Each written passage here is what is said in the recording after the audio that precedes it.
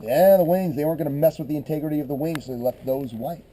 If you're sitting next to the windows, you might feel the heat radiating in through the windows. Might be an uncomfortable seat, but if you decided to give that seat up, here's a view you might be losing out on.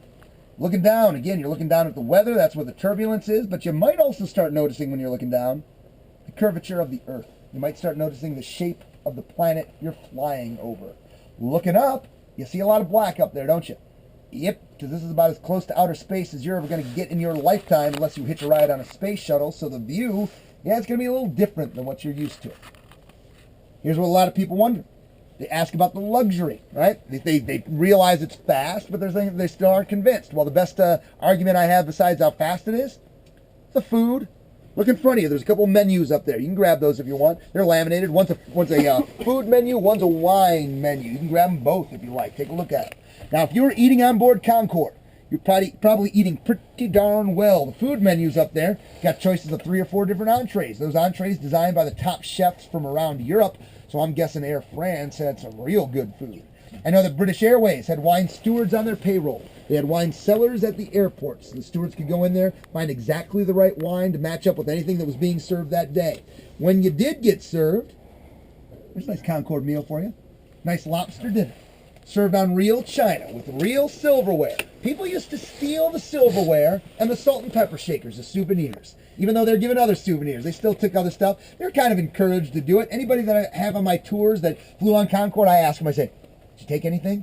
And you go, oh, yeah, I still have my Concorde fork and knife from 30 years ago. I'm like, I heard about you. I got you. Now, that might have changed after September 11th. Then they might have given you paper plates. You might have had to use plastic forks. So it might have got a little less posh on British Airways after September 11th. But the food still would have been top notch. There's a nice English breakfast. If there's an English meal I'll go out of my way for, probably breakfast. That looks like a good one on Concorde there.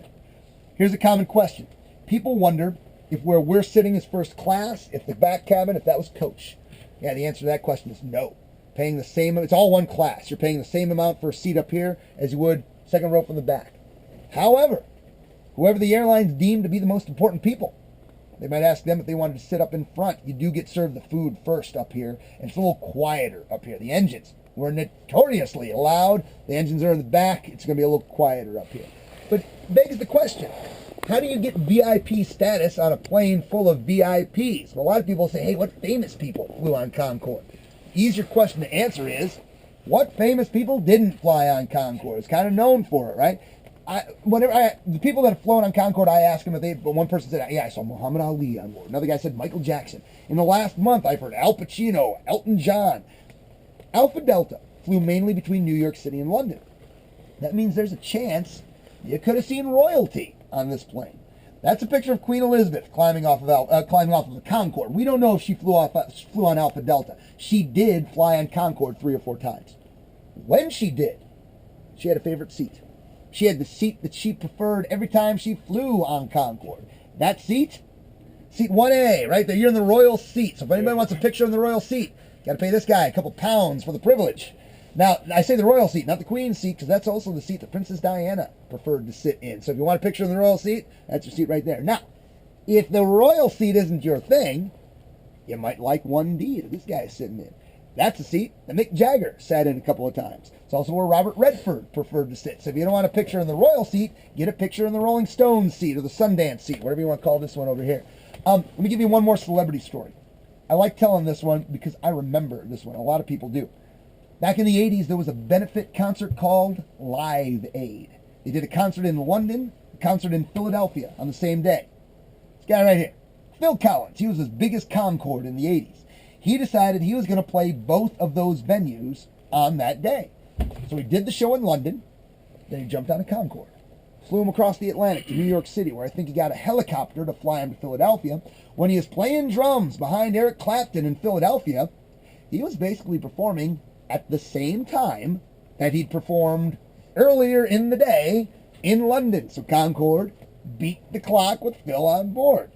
Now, let me show you a picture of one other guy here. Got to show this guy. He's not a celebrity, but have to show him on this tour. This guy right here. His name's Fred Finn. Fred Finn is important for Concorde tours because he is the man that flew on Concorde more than anybody else. Fred Finn flew on Concorde 718 times, paying for his ticket almost every time. Obviously, Fred was a rich man. Now, he said he was doing it for business. He said he wasn't doing it for pleasure. I think that's an excuse. I think Fred just had a lot of money, really liked to fly on Concorde. I say that because I found out one day Fred here decided he had to fly across the Atlantic Ocean 3 times in one day. So he did that with Concorde. London, New York. New York, London. London, New York. He said he had to have a paper signed in both cities, back to the first city by the end of the day. Again, I think it's an excuse. I say, Fred, don't make excuses for me. I actually think it's kind of cool. All right, I'll show you the lobster again. Kind of cover up the lobster, though, just to highlight the people behind it, and you're not going to recognize them either. Business travelers. 80% of the people you're going to find on Concorde, they weren't famous. They were just traveling for their companies. Most of them, not like Fred. They were not buying their own ticket. Their companies were buying their ticket for them. And in fact, most of them had no idea how much the ticket even cost. British Airways was aware of that. So what they did is they polled them. They surveyed them. They asked them. They said, how much do you think this ticket's worth? What do you think it's going for? The answer that British Airways got back was a lot higher than what they were charging for their tickets at the time. So what do you think British Airways did?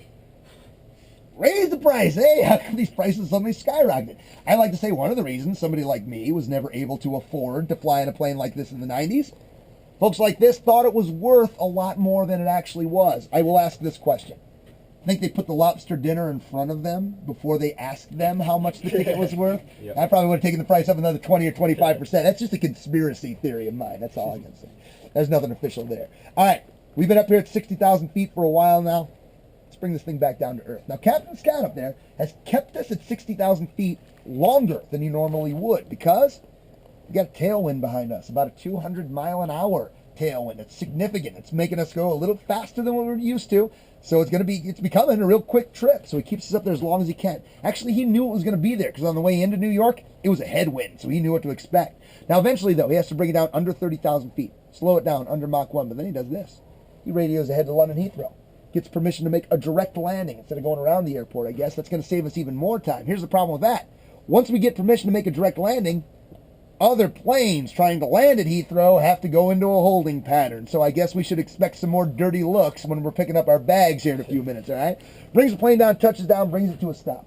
Captain Scott gets on the PA. He says, ladies and gentlemen, welcome to London Heathrow.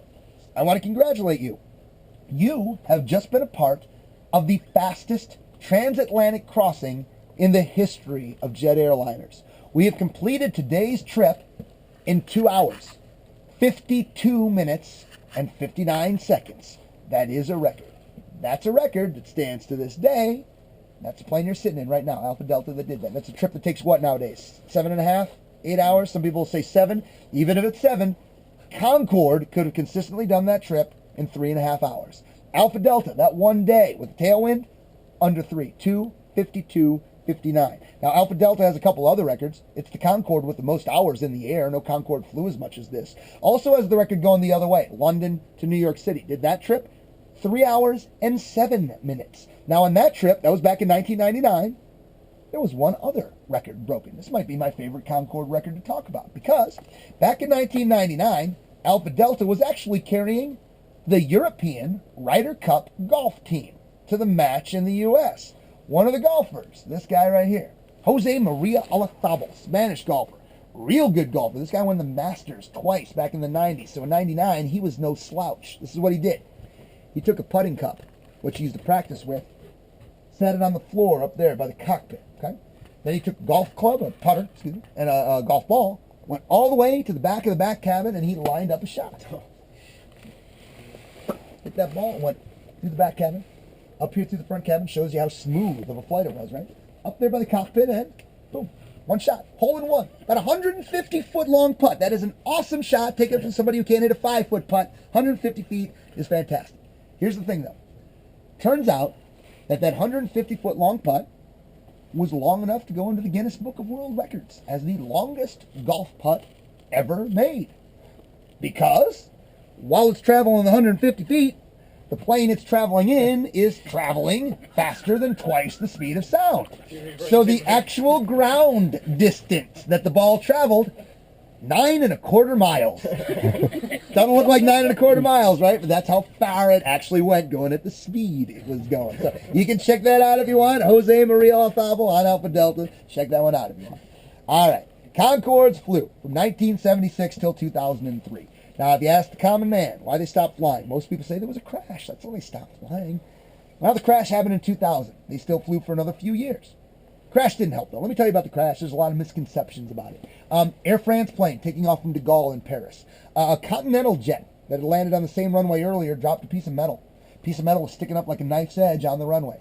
Front wheel Concorde hit that piece of metal, burst the tire. Chunks of rubber slammed into the bottom of the plane, ruptured a fuel tank. Fuel pours out, catches on fire. By the time they realized what's going on, they had already reached V1. They were past the point of no return. They had to take off. They did. Got the plane in the air. Would have taken them 4 minutes to get to a nearby airport for an emergency landing.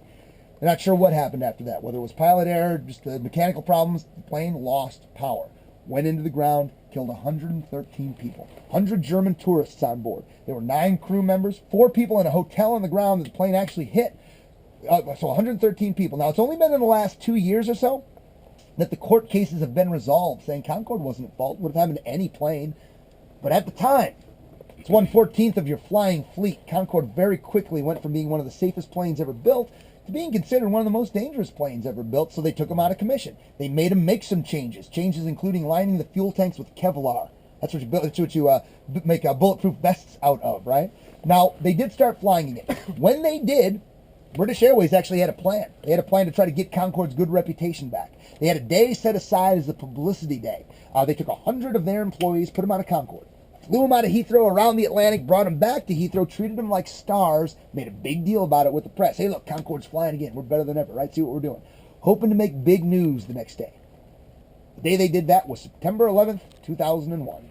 So what they were hoping was going to be big positive news on the 12th, probably never even mentioned in the papers on the 12th because of the events here in New York City on 9/11. So after that, yeah, sure, people stopped flying on them because they had a bad reputation from the crash, but also September 11th is in there, so people just weren't flying as much internationally. They were scared to.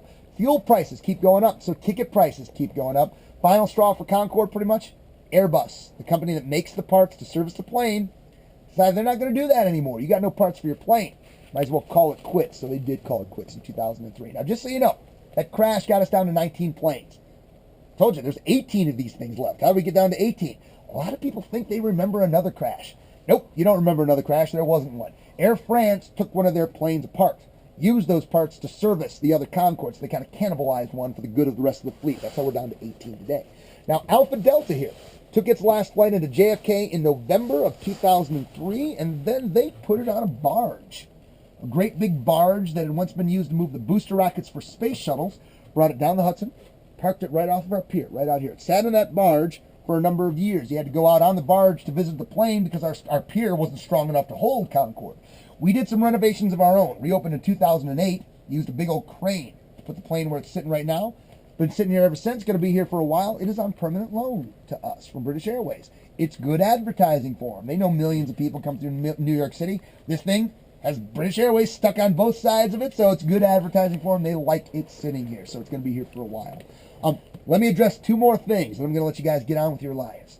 A lot of people will ask, hey, think Concordes will ever fly again? Or they'll try to joke around. They'll say, hey, when's the next flight? And I usually say, hey, whenever you get that engine out there fixed, put back in here, we can start talking. Meaning, this is a very decommissioned plane. The other Concordes are pretty much in the same shape. It would take millions of dollars to get one flying again. There are rumors that they want one flying at the London Olympics this year. Yeah, there's like I think there's one in continental Europe that they can taxi. I guess they like burning up 2 tons of fuel every time they do that. But again, I'll believe it I'd love to see it, but I'll believe it when I see it. But I think the more important question to ask is this: will there ever be anything like it again? Nothing like it before. Nothing like it since. It's like we've taken a step back in technology that something like this isn't available for everybody nowadays, right? Just my opinion. If they're going to do something like this again, they got to come up with technology that's going to make more economic sense. For example, say you're on this plane. Say it was only half filled with passengers. You know what your luggage basically is? 2 tons of fuel just to get you across the Atlantic Ocean. That doesn't seem to make too much sense to me. And there are other ideas out there. You guys probably know about them. The hypersonic planes, right? Planes that might go into outer space, reach Mach 4 before they come back down. Maybe get you from Australia to London in 4 hours. How would that sound? If something like that is out there, this would be old news real quick. And again, I'm sure it's going to be out there. I'll believe it when I see it. But if it is out there, I'll be very thankful if I'll be very appreciative if I find out I don't have to pay $200,000 for the privilege of riding on something like that. Hopefully, it's something everybody will get the opportunity to utilize. I'm going to show you 3 more pictures here just to wrap things up. I like showing these pictures to end our tour with because that is our plane. That's Alpha Delta, flying with the Red Arrows. That's the English flight team. That's back in 2002. And that is for the Golden Jubilee of Queen Elizabeth's reign. So the 50th year anniversary of Queen Elizabeth being on the throne. And I just think those are excellent pictures to wrap things up with. 50 minutes. That's about what I thought. Guys, thank you for listening as long as you did. I appreciate your patience there. Here's what I want to do now. I want to get everybody into the cockpit. Here's the problem. I think it's small back here. Wait till you get up there. It is tiny, so I can only get 2 of you up there at a time. So maybe I'll get you guys up there first, then you guys second, get you up there third. But what I would ask is maybe you guys just stay back here, because when you start kind of queuing up in the middle, it gets to be like a one-way street and nobody knows where to go. But while you're back here, take a picture in the royal seat. Get a picture in the Rolling Stone seat if you want. And when you guys are done back there, you can come back here and take more pictures if you want to. If you got questions, feel free to ask me. Those things are also, those tags, those are your tickets for the rest of the day also. So keep them on, because they're going to get you into the submarine, get you back into the museum. And they're a souvenir. Take them home with you. They got stuff about Concorde in the back. What I always say is leave them laying around your house or your office. Your friends pick them up and they go, "What's this?" You go, "Oh yeah, I was on Concorde and you weren't." So it's always good for that reason too. Okay. So guys, you want to come on up?